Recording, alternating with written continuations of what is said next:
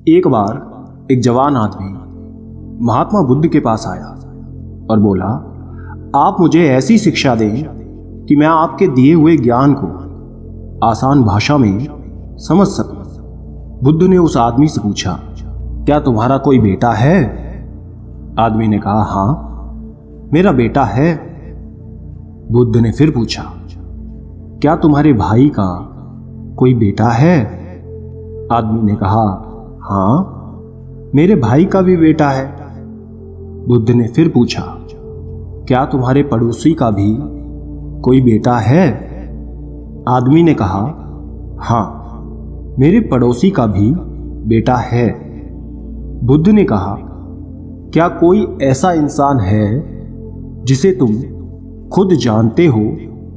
क्या उसका भी कोई बेटा है? आदमी ने कहा, हाँ, उसका भी बेटा है। फिर बुद्ध ने पूछा, अच्छा बताओ, अगर तुम्हारे बेटे की मृत्यु हो जाए तो तुम्हें कितना दुख होगा? आदमी ने कहा, बुद्धा, मैं आपको नहीं बता सकता कि मैं क्या करूंगा। मेरी तो दुनिया ही खत्म हो जाएगी। मैं खुद मर जाऊंगा उसके बिना। मैं अपना जीवन अपने बेटे के बिना सोच ही नहीं सकता। बुद्धा ने आगे पूछा, अगर तुम्हारे भाई के बेटे की मृत्यु हो जाए तो तुम्हें कितना दुख होगा? आदमी ने कहा, मुझे बहुत दुख होगा, लेकिन उतना नहीं जितना मेरे खुद के बेटे के मरने पर होगा। बुद्धा ने आगे फिर पूछा, अगर तुम्हारे पड़ोसी के बेटे की मृत्यु हो जाए तब तुम्हें कितना दुख होगा? आदमी ने कहा, मुझे तब भी दुख होगा, लेकिन मेरे भाई के बेटे की मृत्यु से कम होगा।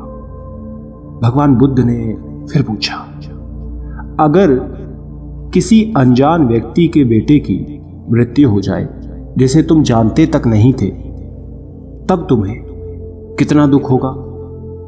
उस जवान आदमी ने कहा, तब मुझे बिल्कुल दुख शायद नहीं होगा, क्योंकि मैं तो उसे जानता तक नहीं। फिर बुद्ध ने पूछा, अब ये बताओ, हमारा दुख किस पर निर्भर करता है? उस आदमी ने काफी देर सोचने के बाद कहा कि हमारा दुख इस बात से निर्भर करता है कि हम किसी भी चीज से कितना जुड़े हुए हैं, हम उससे कितना लगाव महसूस करते हैं और किस हद तक अपना मानते हैं, इस बात पर निर्भर करता है। बुद्ध ने कहा, बहुत बढ़िया। बुद्धा ने फिर उस आदमी से पूछा, अच्छा, अगर तुम अपने बेटे को समंदर के किनारे ले जाओगे तो क्या वो उसकी रेत से नहीं खेलेगा? आदमी ने कहा, हाँ, बुद्धा बिल्कुल खेलेगा। बुद्धा ने फिर पूछा, अगर समंदर से आने वाली लहरें तुम्हारे बेटे के बनाए घर को तोड़ देंगी तो क्या वो रोएगा? आदमी ने कहा, हाँ, वो तब रोएगा। बुद्धा ने पूछा, क्या तुम भी उसके साथ रोओगे? आदमी ने कहा, नहीं, मैं नहीं रोऊंगा। बुद्ध ने पूछा, क्यों? आदमी कहता है, क्योंकि वो बच्चा है, उसे लगता है ये रेत का घर बहुत खूबसूरत है और हमेशा बना रहेगा। उसका उस घर से जुड़ाव हो जाता है, लगाव हो जाता है। उसकी भावनाएं उस रेत के घर से जुड़ जाती हैं, जबकि मैं ये जानता हूं कि वो एक रेत का घर है और हमेशा बना हुआ नहीं रहेगा। कुछ समय बाद उसे लहरों से टूटना ही होगा। जब वो लहरों से टूटेगा तो मुझे दुख नहीं होगा। बुद्ध मुस्कुराए और बोले कि अब तुम समझ गए। अगर तुम इस ब्रह्मांड की सच्चाई को जानने की कोशिश नहीं करते तो तुम भी ऐसे ही चलते चले जाओगे और तब तुम्हें भी इस रेत के घर के टूटने का दुख होता। तुम में और इस रोने वाले बच्चे के बीच कोई फर्क नहीं रह जाता। इससे भगवान बुद्ध हमें बताना चाहते हैं कि दोस्तों, हमें लगाव कम से कम रखना चाहिए, यानी किसी को भी खुद से ज़्यादा मत जोड़ो, क्योंकि इस दुनिया में कोई भी चीज़ हमेशा के लिए नहीं होती। इस दुनिया की हर एक चीज़, हर एक इंसान नश्वर है। हम उनसे जब जुड़ जाते हैं, खुद को जोड़ लेते हैं, और जब वो चले जाते हैं हमें छोड़कर, तो हमें बेहद दुख होता है। ये वो रहस्य था जो बुद्ध जान गए थे। शांति पाने के लिए एक ही रहस्य है, वो है लगाव का ना होना, क्योंकि इस दुनिया में सब कुछ बस एक भ्रम है, नश्वर है। आप इस भ्रम से खुद के लिए क्या चुनते हैं, ये आप पर निर्भर करता है। जितना ज़्यादा आप ज्ञान को अर्जित करेंगे, उतना ज़्यादा आप बुद्धि विवेक से समझ पाएंगे और अपनी जिंदगी को जैसा आप देखेंगे वैसा वो बन जाएगी। ये कहानी है दो भिक्षुओं की, बौद्ध भिक्षु, जिसमें से एक बूढ़ा था और दूसरा युवा।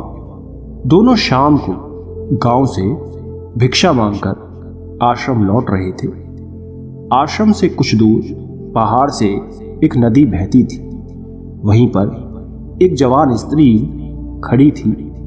उसे भी नदी पार करनी थी, लेकिन वो उसे पार करने में डर रही थी। वो उस नदी की गहराई से अनजान थी। तभी वहां से दोनों भिक्षु भी गुजर रहे थे। बूढ़ा भिक्षु आगे आगे चल रहा था। तभी उसकी नजर उस स्त्री पर पड़ी। वो देखकर समझ गया कि स्त्री को मदद चाहिए।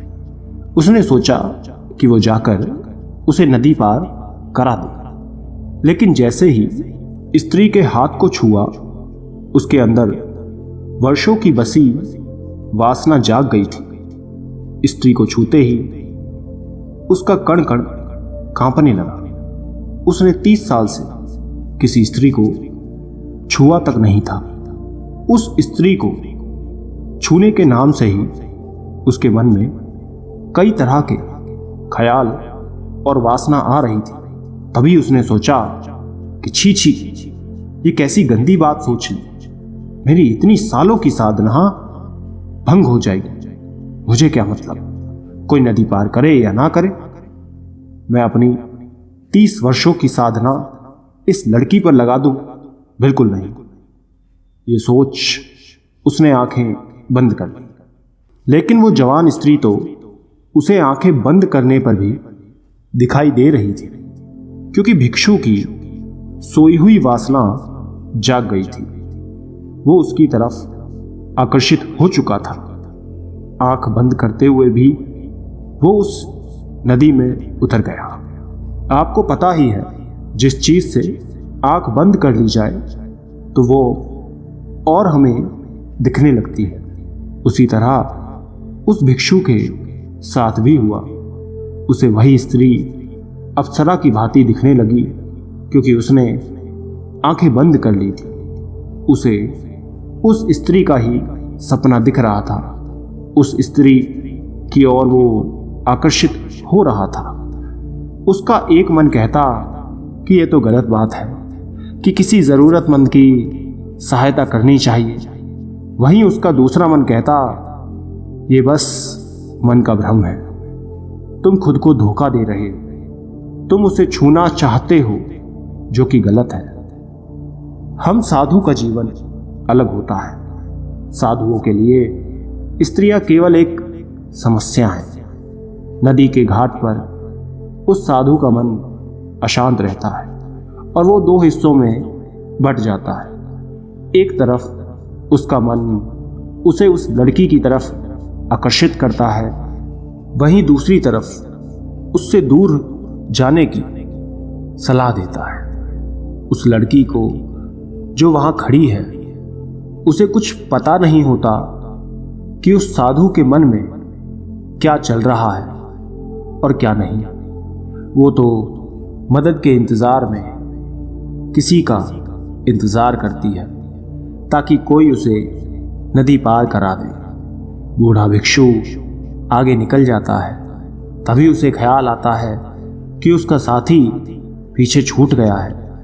कहीं वो उस स्त्री को नदी पार कराने की भूल ना कर दे। वो तुरंत वापस जाता है, ये सोचकर कि मैं पहले ही उसे सचेत कर देता हूँ। लेकिन जब वो पहुँचता है तब तक देर हो चुकी होती है। वो देखता है वो जवान भिक्षु उस स्त्री को कंधे पर बैठाकर नदी पार करा रहा होता है। ये देख बूढ़ा भिक्षु पूरी तरह जल जाता है। उसके मन में अलग अलग भावनाएं आने लगती हैं। वो सोचता है कि इससे अच्छा तो मैं ही इसे नदी पार करा देता। लेकिन वहीं दूसरे पल उसे ख्याल आता है कि ये कैसी पागलपन वाली बात है। मैं उस औरत को अपने कंधों पर लूं, 30 साल की अपनी साधना नष्ट करूं, कभी नहीं। गंदगी का ढेर है औरत का शरीर और उसे मैं अपने कंधों पर लूंगा। लेकिन वहीं दूसरी तरफ उस युवा भिक्षु को स्त्री को कंधों पर उठाया देख आग बबूला हो रहा था।